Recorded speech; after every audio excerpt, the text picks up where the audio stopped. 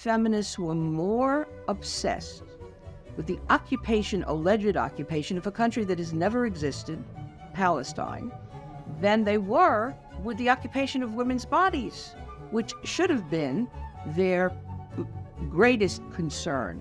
Feminists should have been the first to recognize this. But instead there was silence.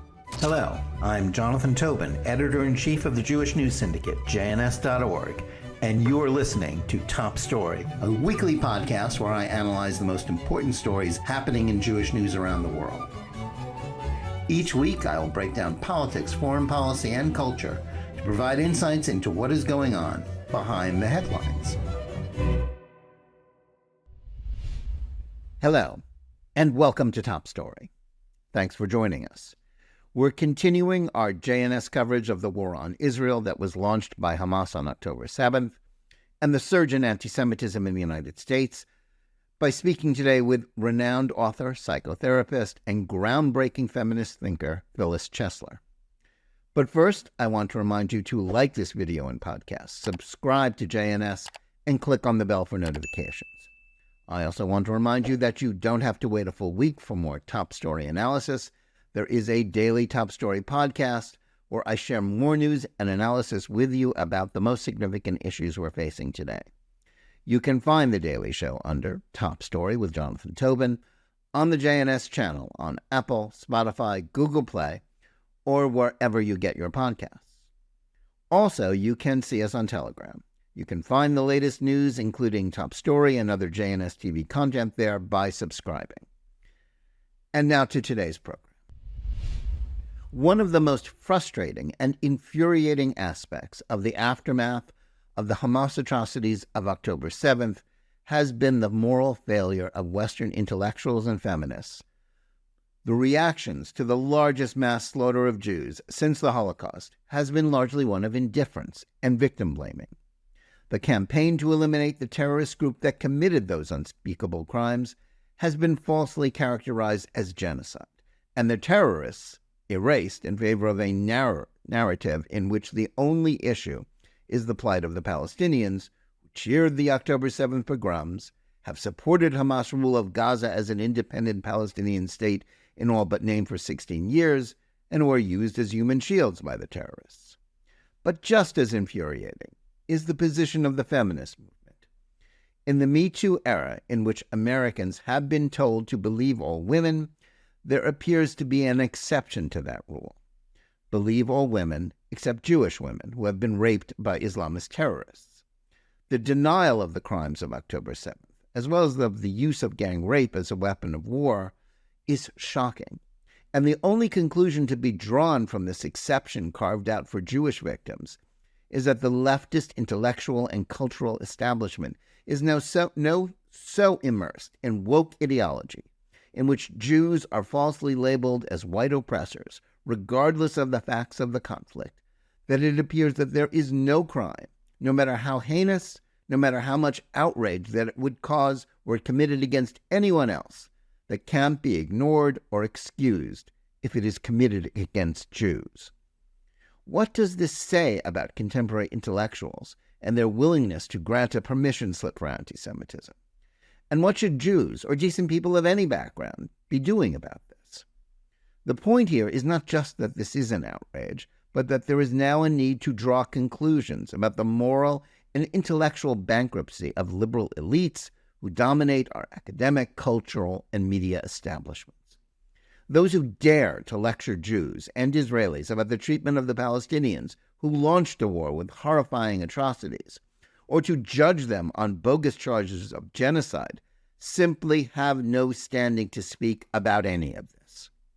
More to the point, the war on Israel and the surge in antisemitism, which is treated by mainstream media outlets as a judgment on the Jewish state's conduct, actually tells us much more about Israel's anti-Semitic opponents than anything else.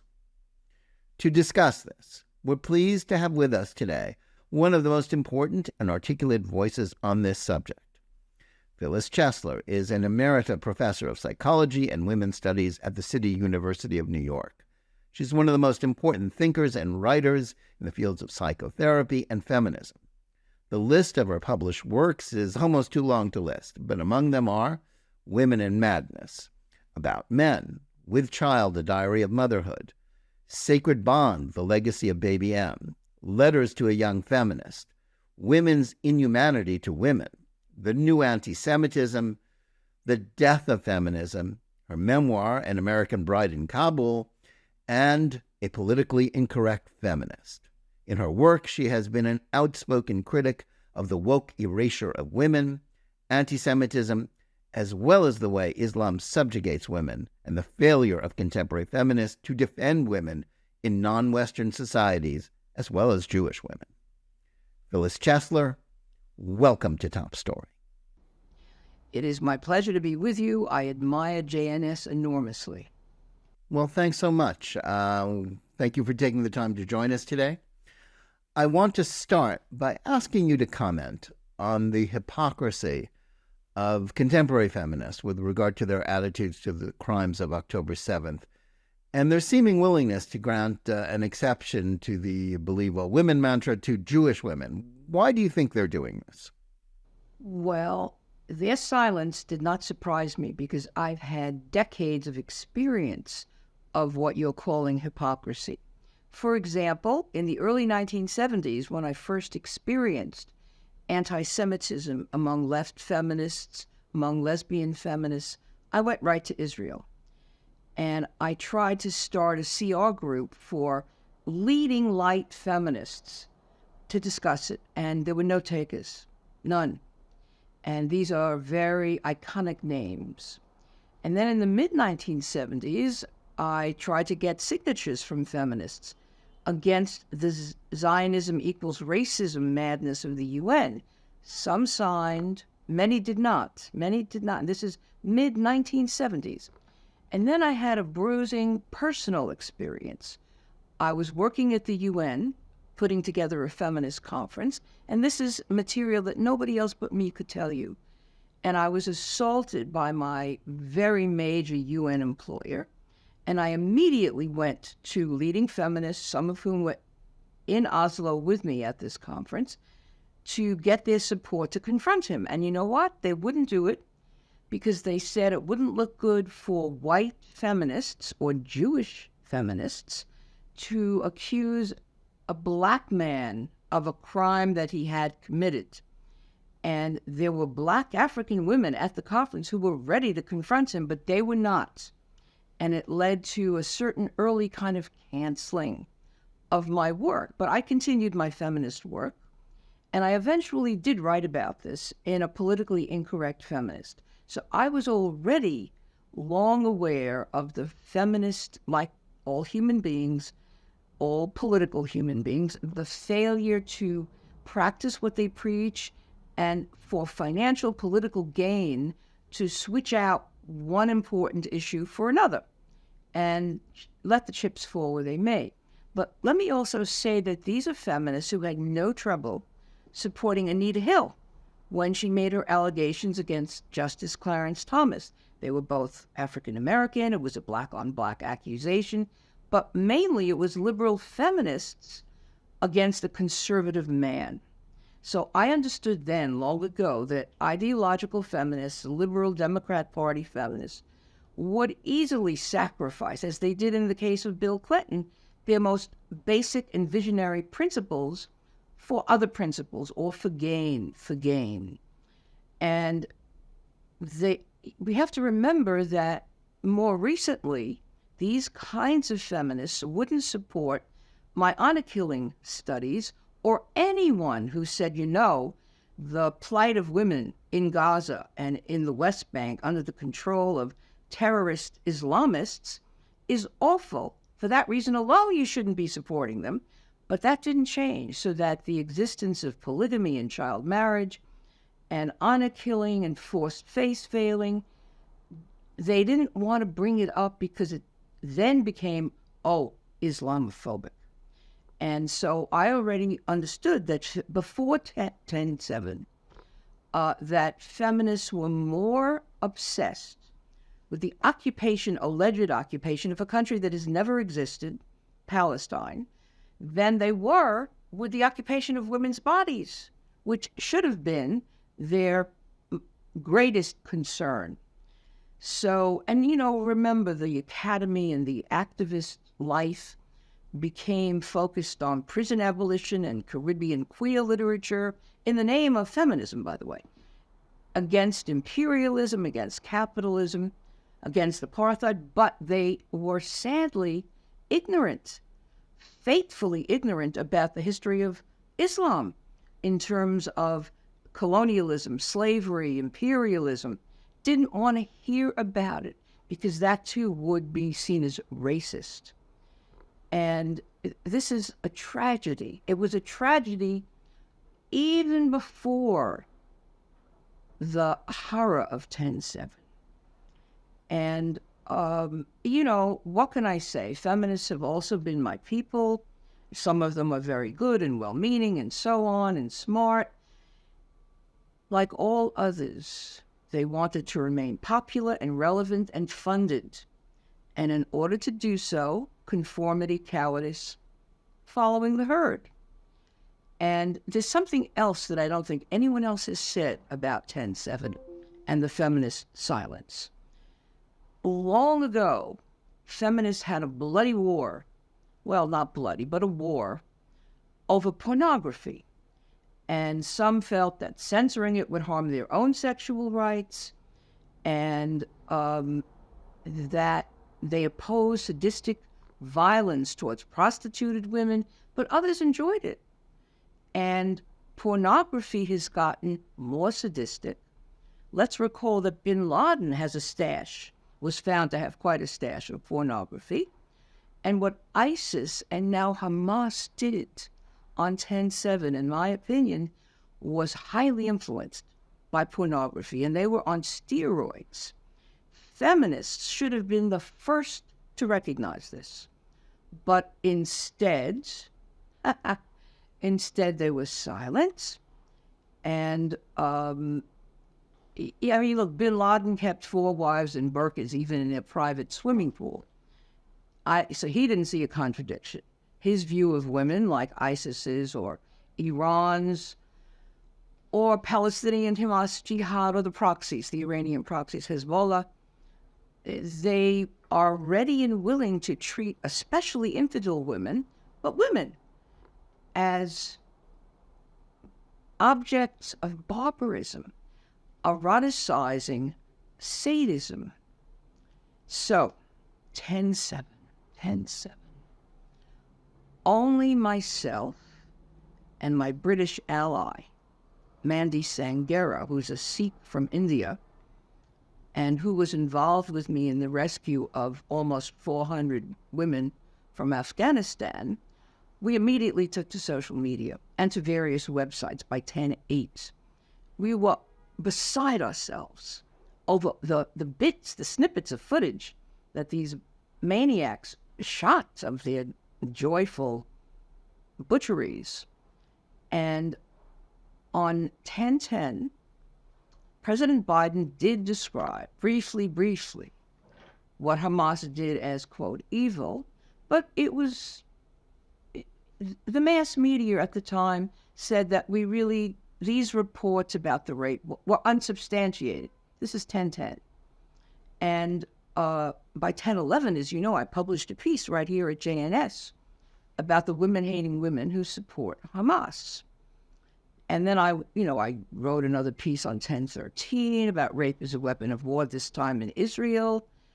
And then I sent my first piece to Gloria Steinem, my long-time ally. And I asked her for help.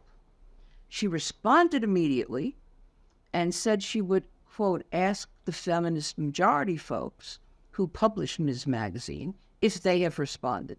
Needless to say, they didn't, and in short, they really never have in a serious way. And I published another piece on October 18th. I was the lone second-wave feminist voice to be doing this. And no feminists reached out to me and said, oh, good job, or let's talk about the issue. Silence. And the New York Post piece I did together with Mandy, and we entitled it Response to Hamas Horror, shows the feminist movement has lost its moral compass. And then, for this interview, I prepared a very careful timeline of what happened when Jewish women's groups and Israeli women's groups, by October 23rd, 16 days later, they asked UN women to issue a statement. And on October 26th, 19 days after 10/7, Gloria's assistant described my articles and others that I kept sending as wonderful, quote unquote, but that Gloria has to focus on her own writing. And this indeed may be true. She's certainly not young. And then October 20 days after 10/7, CEDAW, pointless, CEDAW issues a vague statement concerning the gender dimension of the conflict. And 49, well, in November 23rd and November 25th, the Times of Israel had an article, and the Washington Post had an article on why the silence, why is the UN silent? Well, the UN has only excelled in legalizing Jew hatred. They have not stopped a single real genocide. And they're a collection of tyrannies, not democracies. So I published another piece. And again, no response to my pieces. This time at Real Clear Politics, titled The Failure of Western Feminism When It Is Most Needed. And finally, 54 days later, on November 24th, a very good article appeared in Slate. 4 authors, lead author Dahlia Lithwick, describing a disheartening silence among feminists. And they only refer to the rape. I was referring to the burning, the beheading, the dismembering, the mutilation, the assistance of Gazan civilians. It was a whole thing. And I insisted that boys and men were being raped as well. And that didn't come out until very recently. But I know the culture. I know the people.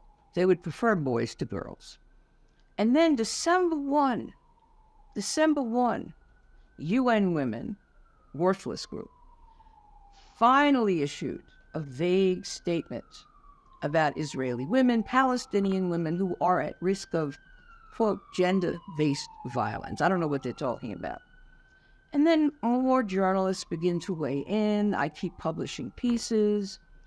Now, turning point is when the Israel mission to the UN, together with Sheryl Sandberg, they hold a special session about 10/7, the rape, the torture, the kidnapping, the hostage-taking, and the murder. 58 days after 10/7. And then, finally, as the enemy of all enemies, the New York Times publishes their first piece, very tentative, about what I call a pogrom on steroids, 58 days later. And then President Biden, it's getting safer, you see, for the feminists to speak out. President Biden on December 5th decries Hamas's sexual assault, says they must be condemned. That was 59 days later. As you know, the MeToo movement believes the women right away, no proof. Accuse any man who's accused is already guilty. Not in this case. Not if you're, and it's not just Jewish men or women who were taken. It's Druzim and Muslims and Buddhists and Christians. But yeah, this is too fine a point. And then on December 5th, and I had to stop laughing, Letty Cotton Pogrebin, who I call the Gloria Steinem of the Jewish feminist movement, and I've worked with her. I knew her well once. She's a smart propagandist, a brilliant publicist. She publishes the same piece in 2 different venues, including the foreword, challenging the feminist silence. She doesn't say she was one of the silent feminists. which was quite a neat trick. And then Ms. Magazine on December 6th publishes a piece finally, but minimizes what happens on 10/7 by including it in Muslim women who were raped in Serbia and all other kinds of conflict. I mean, in general, I'd say, yeah, sure, I agree. But in this instance, it was a way of disappearing the uniqueness and the importance of what Hamas did on 10/7.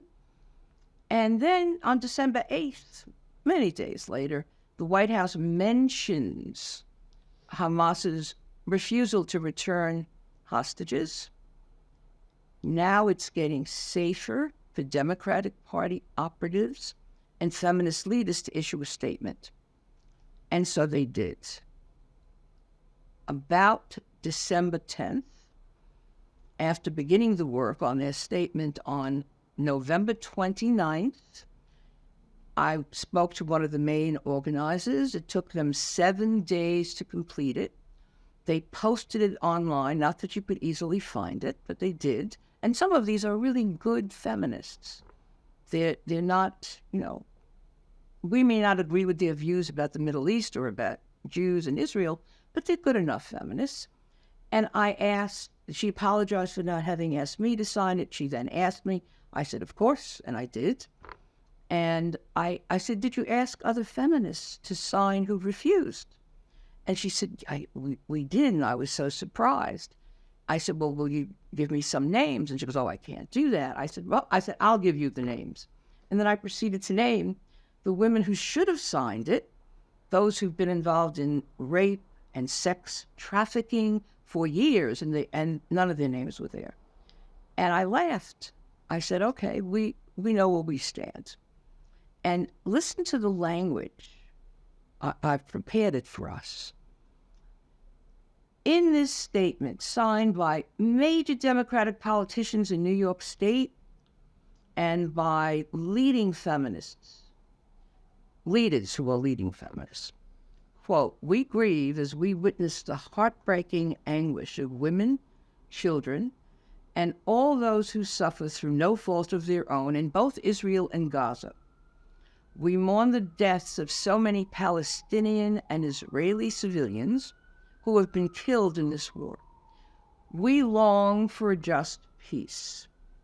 To denounce rape as a weapon of war is not to express approval or alignment with the governing coalition in Israel, Chas v'Chalila, nor does it signal support for the bombings in Gaza.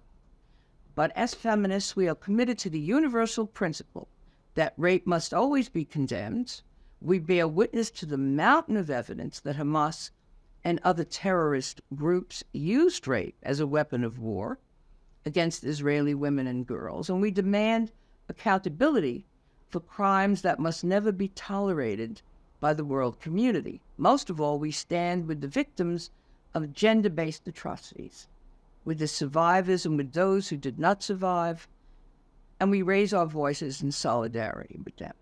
This is why it took them 7 days, because they were hammering out their version of how to be fair to both sides, how to bring in the so-called innocent victims in Gaza, because they have no clue about the extent to which Gazan civilians who may have been terrorized by Hamas, nevertheless, have been fully indoctrinated by them and support what they do.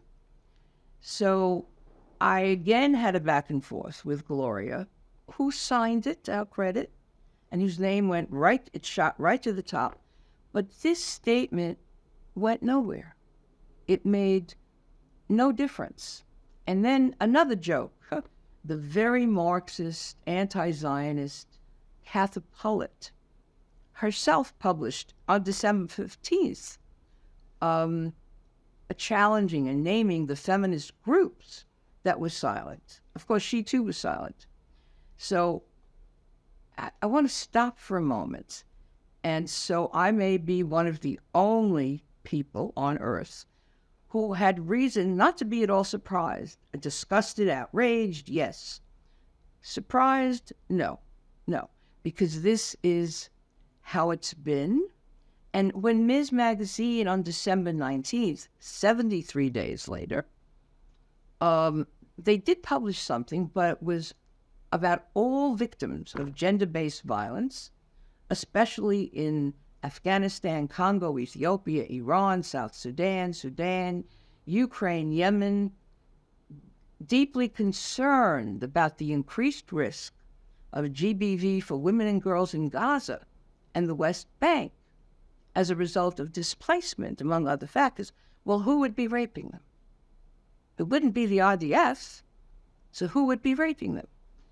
And displacement, we have hundreds of thousands of Israelis displaced, and there's rarely a mention about this. And this is true not just of feminists, but of human rights organizations, the UN, the American administration, the Democratic Party, international human rights groups. So this is where we are. This is what we're up against. And let's recall one more thing. When the Nigerian girls were kidnapped by the Islamist group Boko Haram and the Yazidi girls and women as well by ISIS, like a shot, there was a lot of lip service. Nobody went there with boots on the ground themselves. But First Lady Michelle Obama, Angelina Jolie, Malala Yousafzai, Greta Thunberg, all of them issued statements. And President Obama helped rescue these girls. Does anyone see a double standard? A triple standard? So I have shared with you what I prepared for our conversation because I don't know whether anyone else has done this. Have they? Well, that was quite a comprehensive analysis of what feminists have and haven't done in the last few months. So thank you for that.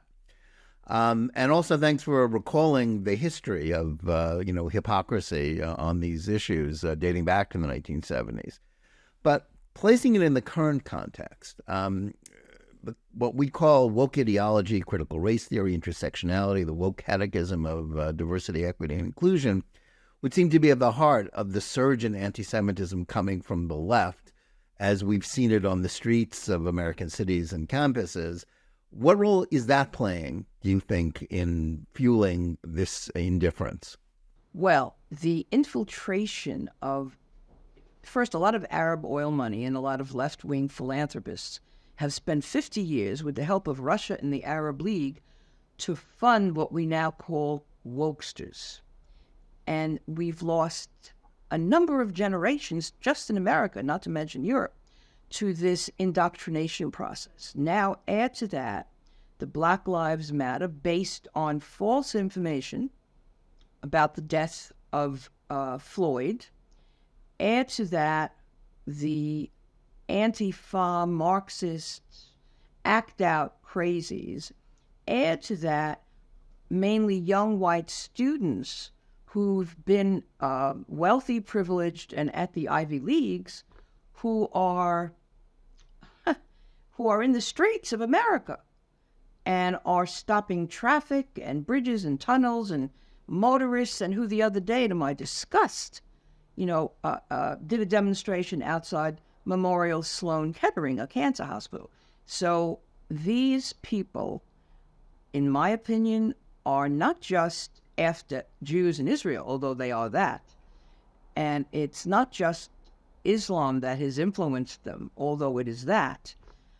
They want to really bring down Western civilization in the misguided belief that the barbarian, violent alternative is better and will preserve human rights, gay rights, women's rights. It is so suicidal. It is so irrational. It is signing on to a death cult. But if you talk to any of them, they'll say, what I just said is a lie, that they're for liberation, they're for freedom. They want to free Palestine, which is the symbol of overthrowing all evil oppressors. And then what?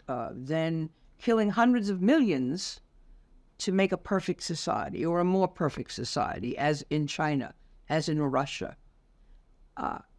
It is dangerous.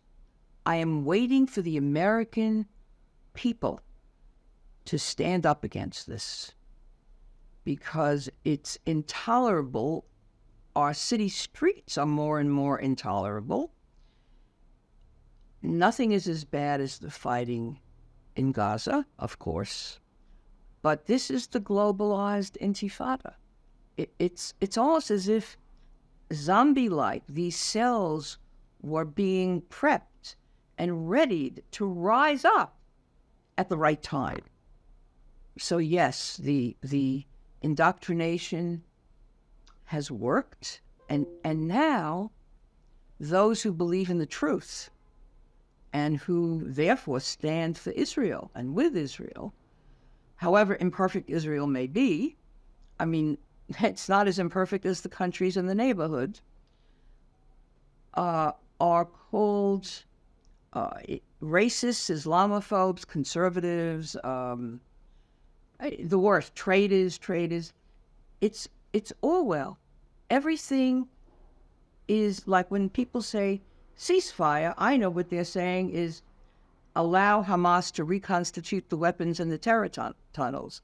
And when people, which they do, call for peace, I know they're calling for the destruction of Israel, for the ethnic cleansing of Jews from the river to the sea, so that the language reversal is truly important because it's deeply believed. So how do we deprogram masses and masses of people?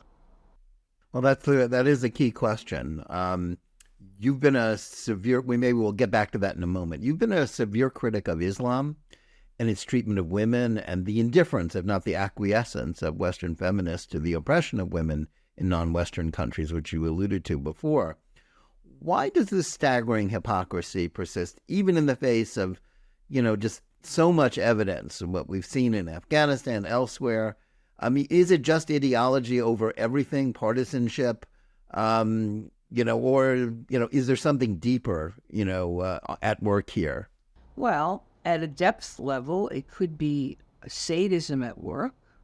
It could be a longing for death at work. It could be a fear of freedom at work. But in addition, the good news is that much of my work has been used, cited, and embraced in many Muslim countries.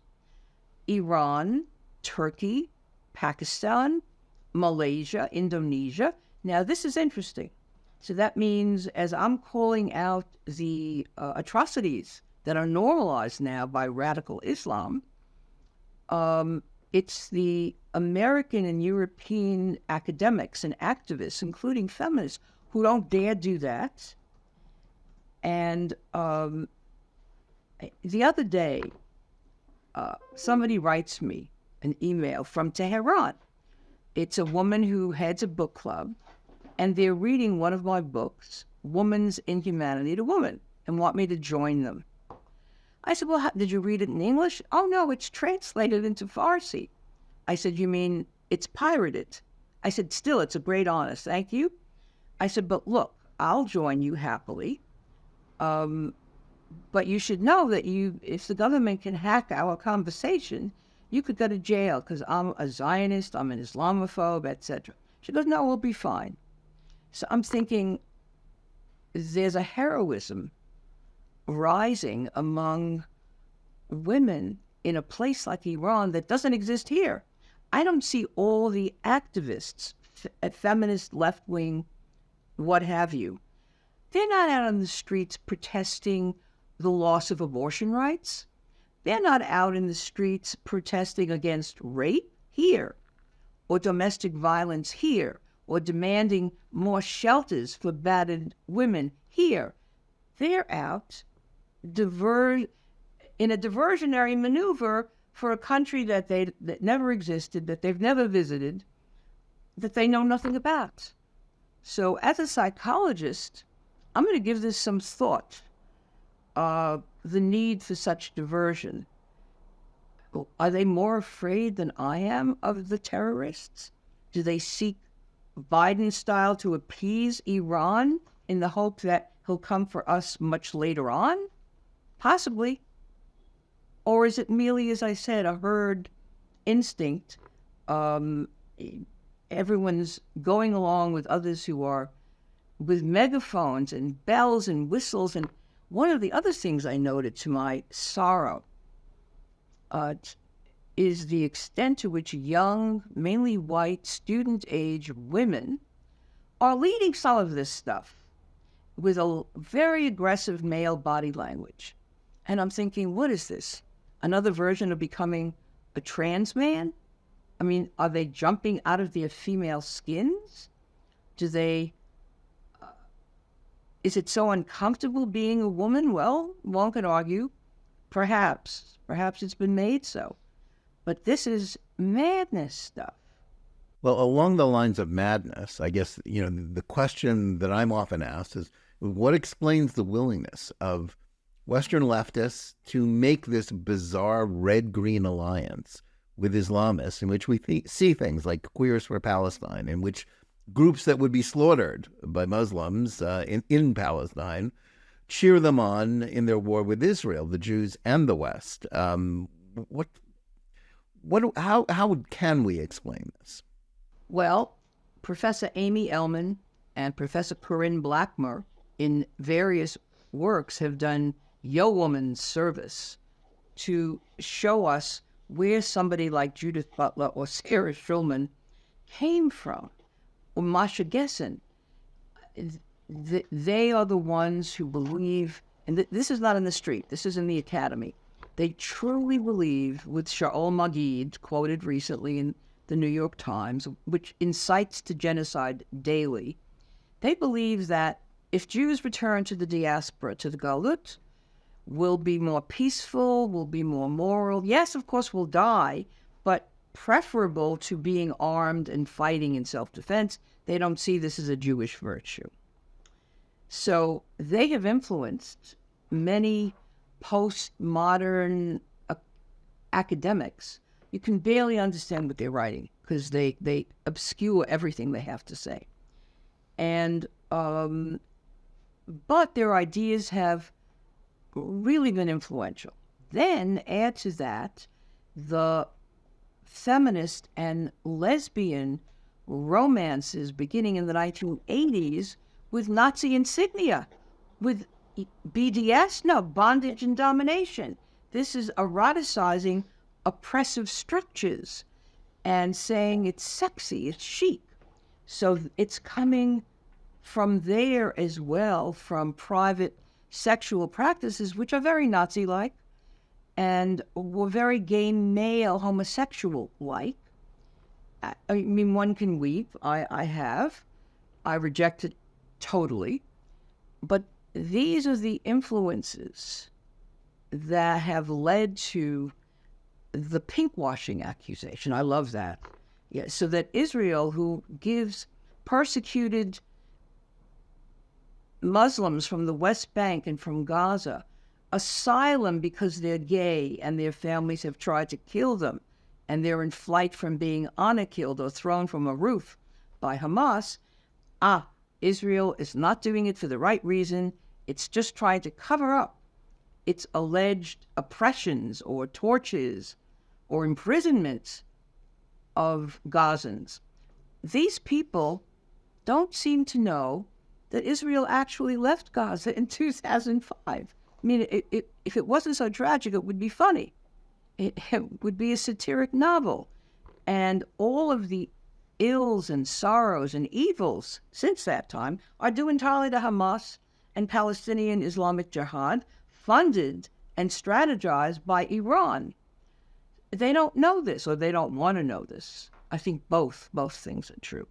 So the whole lesbian and gay male involvement in marching against Israel, I also think has something to do with they want finally approval and acceptance at any cost and let others pay the price. They want to be upfront and the group that's trendier than all other groups.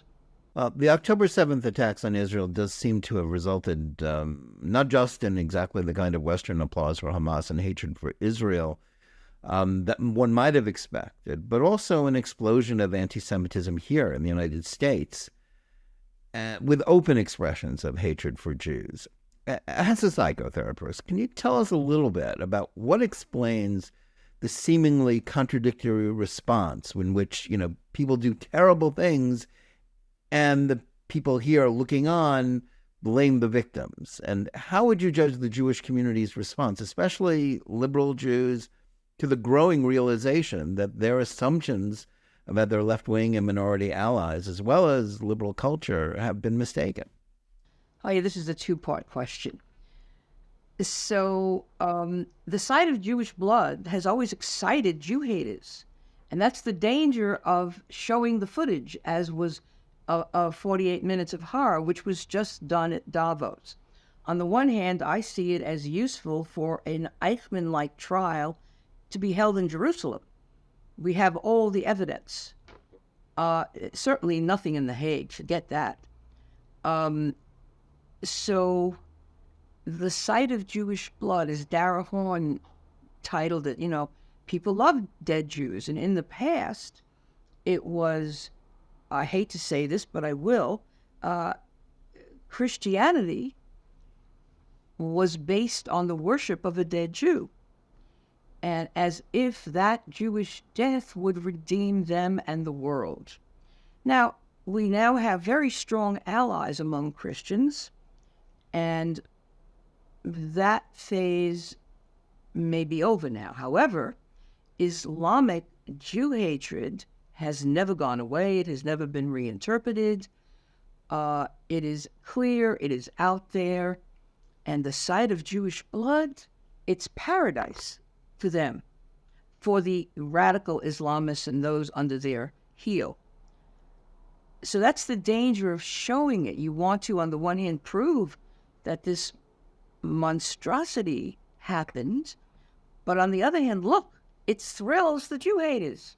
It empowers them. It unleashes more of their Jew hatred. This is a problem. This is a big problem. Now, the Jewish community in America, the liberal Jewish community, some have woken up and they don't know where they are, and they don't know what to do, and they don't know how to walk back the 50 years of their collaborating with both Islam, with the Red-Green Alliance, their Marxism, their Islamism. They don't know what to do. They really don't know what to do. Some are still denying. They absolutely, yes, it's true, Phyllis. You were right. You had a point, and I've checked with other cognitive warriors very recently, and everyone's going through this. Well, we hate to tell you, but you are right. But, it's not going to mean what you think. Israel's going to be okay. The Jews are going to be okay. They're not coming after us, but they are. And a long time ago, in 2010, I think, I called for an iron dome against the propaganda, the Hasbara. That has not happened.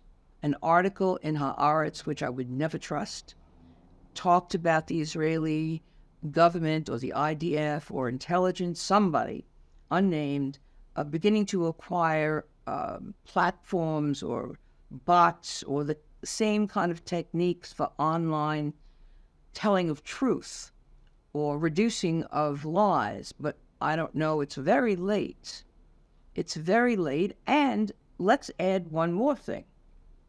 It's, as we have all said, it's bigger than the Jews. It always is. It's us first, because we symbolize everything.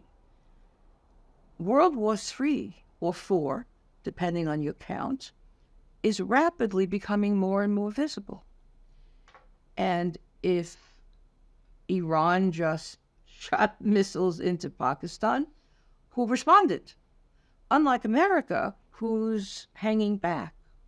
Unforgivable.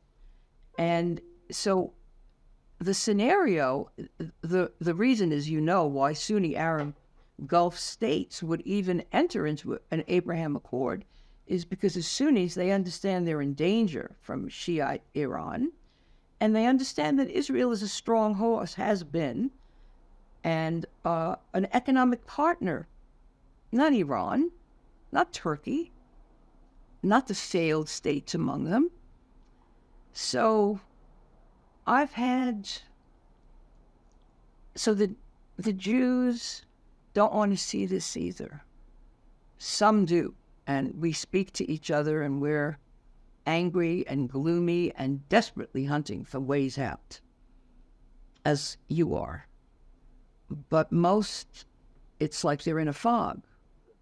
And are you going to take your kid out of school? Well, he just got early acceptance to Yale. I said, well, why do you want him to go to Yale? Well, it still has a reputation. I'm thinking, this is the 1930s in spades. The Jewish faculty is being harassed out or not hired. Ditto the Jewish students. You talk to me as a psychotherapist, so I'm involved and in touch with what's happening among psychoanalysts who practice, which I don't anymore. This lunatic, Lara Shiha, who became the president of the psychoanalytic division 39 of the American Psychological Association, believes and has so many followers that therapy or psychoanalytic therapy should be indoctrinating people, don't laugh, to support Palestine and to oppose Israel. It's so crazy. And she's finally got her just desserts, her reward. She's been hired in Qatar at Doha University, where she can be further rewarded for her hatefulness in the name of psychoanalysis.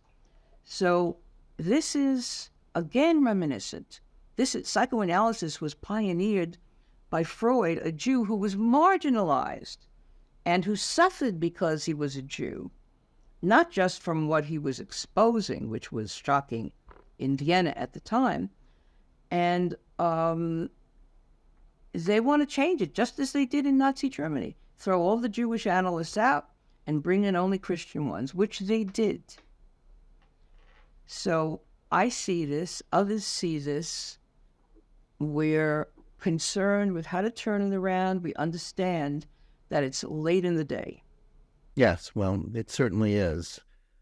Stripping away, for a moment, the discussion of the Western woke baggage, do you think the key to understanding the intractable nature of certainly the conflict between Israel and the Palestinians, as well as what's going on with anti-Semitism here, is Islam? That's something a lot of Jews would rather do anything but think about. But is the behavior of Hamas and even the supposedly more moderate Palestinians and their cheerleaders abroad understandable in any context but one of Islam's refusal to allow a non-Muslim people to rule over any land in that part of the world and the rest of that? They do not understand that it's essentially a religious war. It is not about territory. It is about rendering what they view and hope to have as a global caliphate Judenrein. And I talked years ago to my friend Mordechai Kedar about this, and that was his view. And it was only accepted in right-wing, quote-unquote, circles, and yet it's true. People don't want to believe this because this sounds to them as Islamophobic. No, not all Muslims are like this, which is true. And Muslims who I work with, who are reformer Muslims, who are anti-Islamism Muslims, say that that's terrible and we're not going to be part of it, we're going to oppose it. And when they oppose it and they're living in Muslim countries, they have to come to the West. And in the West, many are amazed that there's no support for their point of view, or too little support. And they're amazed that the Muslim Brotherhood has so successfully infiltrated all areas in the United States and are believed and are the representatives of Islam, are the go-to sheikhs and imams and mullahs. They're in free fall themselves, and I think that they're worthy partners with whom to work, but whether they can pull off a resistance movement or a meaningful alliance with pro-Israel Jews remains to be seen.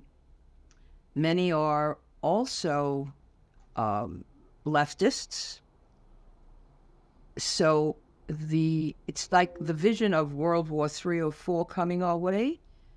The reality of what Muslim leaders, the worst of them, state again and again, openly and clearly, this is what they want and this is why they're doing it, the Westerners don't want to believe it.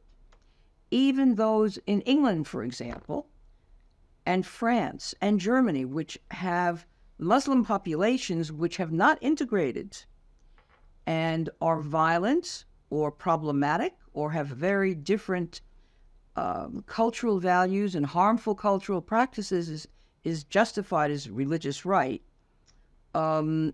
they too don't want to consider deportation or exile. And I would say, and I've said it, why is Israel being held responsible for the fate of Gazans or for Arabs on the West Bank?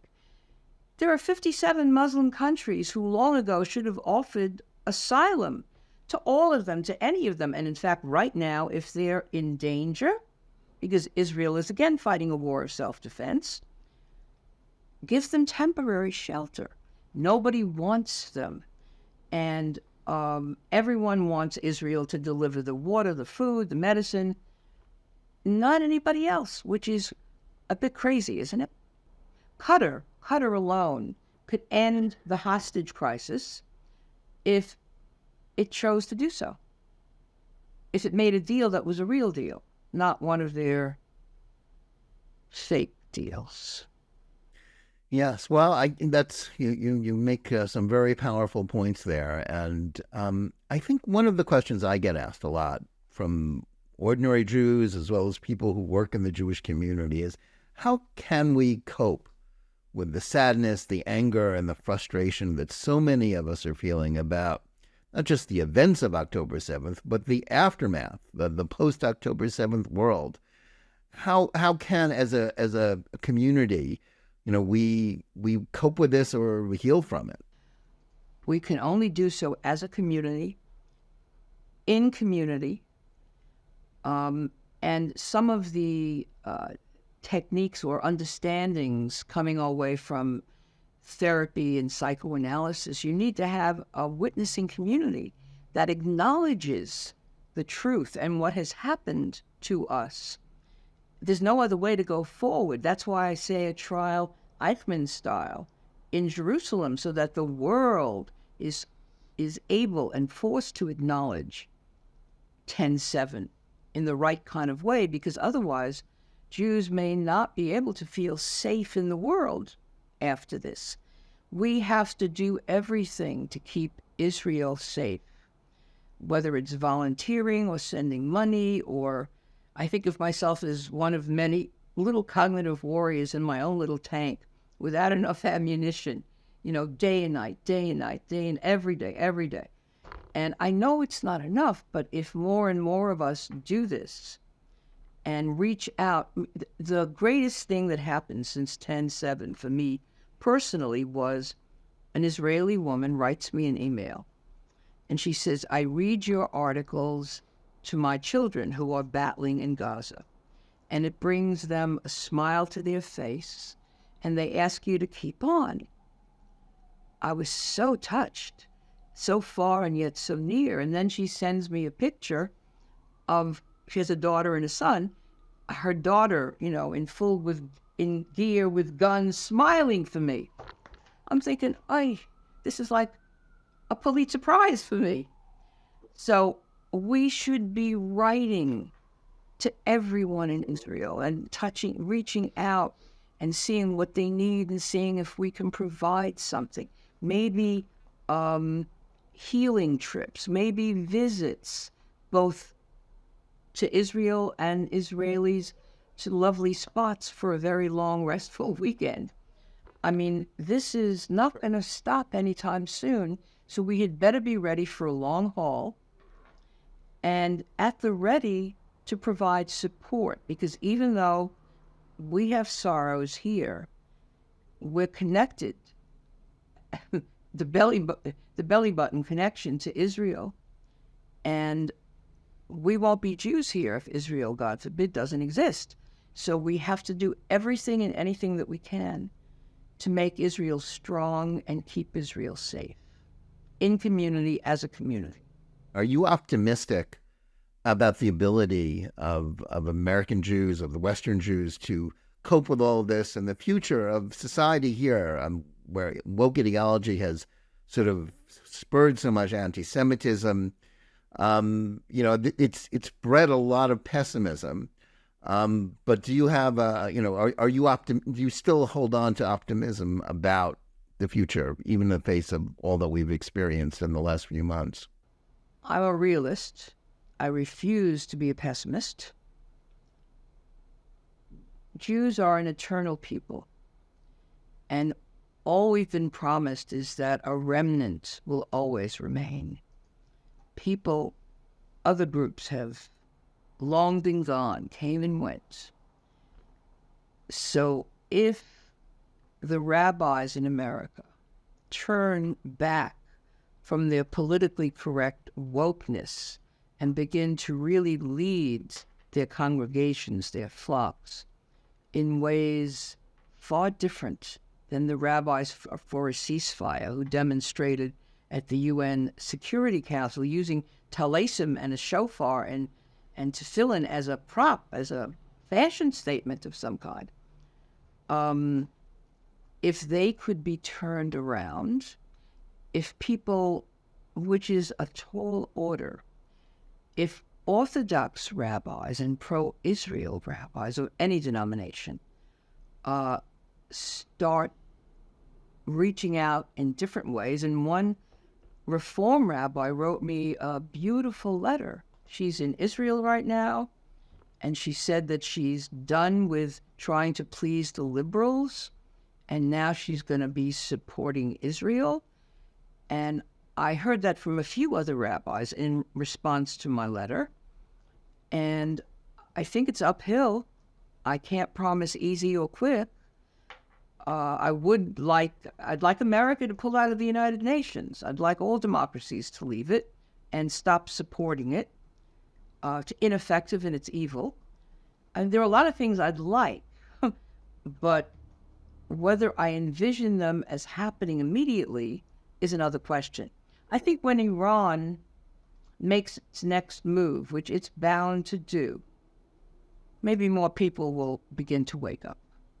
Well, I hope so. Ms. Chesler, thanks so much for joining us today and for your very powerful insights on these issues.